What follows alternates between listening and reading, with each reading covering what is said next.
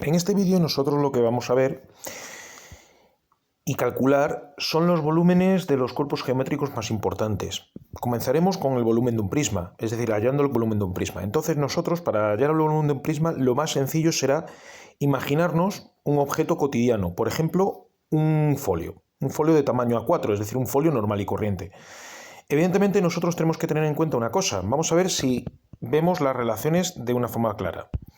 Fijaos, a medida que yo voy apilando más folios, es decir, a medida que va aumentando la altura del taco de folios, ¿qué es lo que ocurre? Pues que va aumentando el volumen de la figura que van formando esos folios, ¿de acuerdo? Es decir, que de alguna u otra forma el volumen de ese prisma que forman los folios depende directamente de la altura que nosotros tengamos en ese prisma. Ahora bien, fijaos, ¿qué tendrá más volumen? Para la misma altura, ¿qué tendrá más volumen? ¿Una pila de folios A4, tamaño A4, o una pila de cuartillas con la misma altura? Evidentemente tendrá más volumen una pila de folios de tamaño A4. Es lógico, ¿de acuerdo? Con lo cual, de alguna u otra forma, también el volumen del prisma va a depender del área de la base. A mayor área de base, nosotros tendremos mayor volumen de prisma. Entonces, finalizamos sabiendo que el volumen del prisma depende exclusivamente del área de la base y de la altura. A medida que la altura aumenta, también aumenta el volumen del prisma, y a medida que aumenta también el área de la base, aumentará también el volumen del prisma.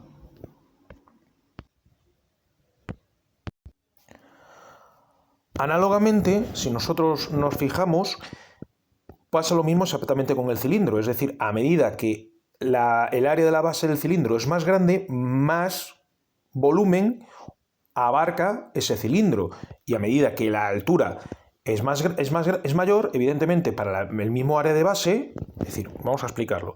Imaginaos estas dos situaciones. Estos dos cilindros tienen exactamente la misma altura. Imaginaos que tienen la misma altura.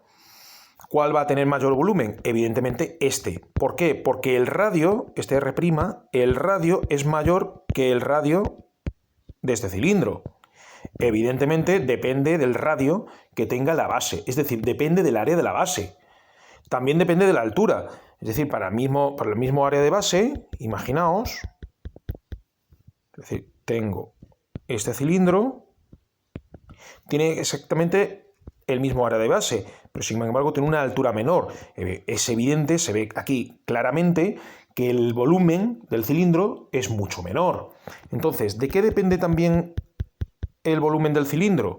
Bueno, pues análogamente, como hemos visto el prisma, porque nosotros tenemos que un prisma y un cilindro, digamos, que tienen comportamientos parejos, es decir, se parecen bastante, sobre todo se parecen mucho el prisma a medida que el área de la base del prisma sea un polígono de mayor número de lados. En este caso nosotros teníamos un prisma que tiene pues un cuadrado como base. Sin embargo, si tuviese, por ejemplo, un dodecágono de 12 lados, pues se parecería mucho más a un cilindro. Pues daos cuenta de que también el volumen del cilindro podemos sacarlo con esta relación. Área de la base del cilindro por altura. Pero claro, la base del cilindro siempre que va a ser siempre un círculo.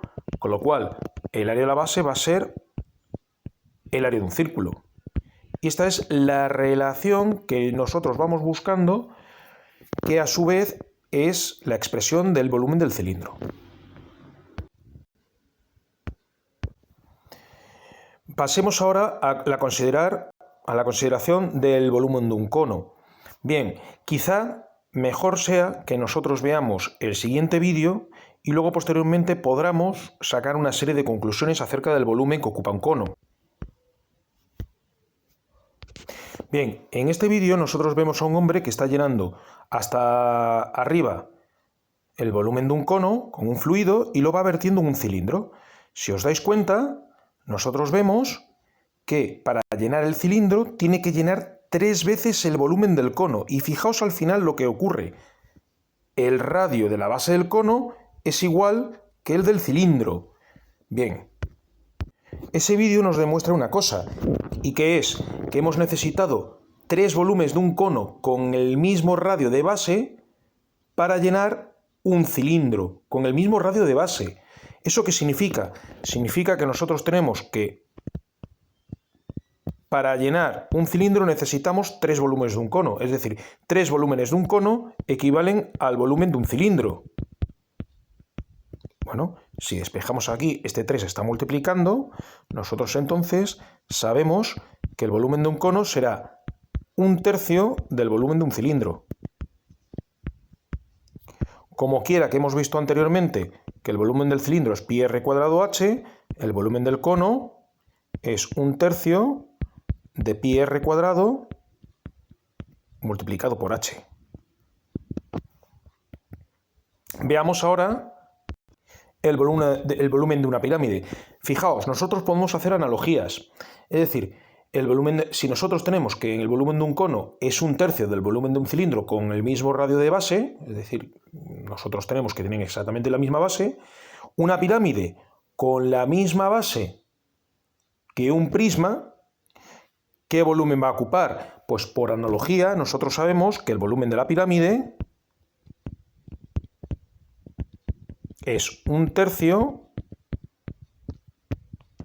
del volumen del prisma con el mismo área de base. ¿Lo entendéis? Exactamente con la misma base. Tiene que ser la misma base. Entonces, nosotros sabemos que el volumen de la pirámide, por tanto, será 1/3 del área de la base por la altura.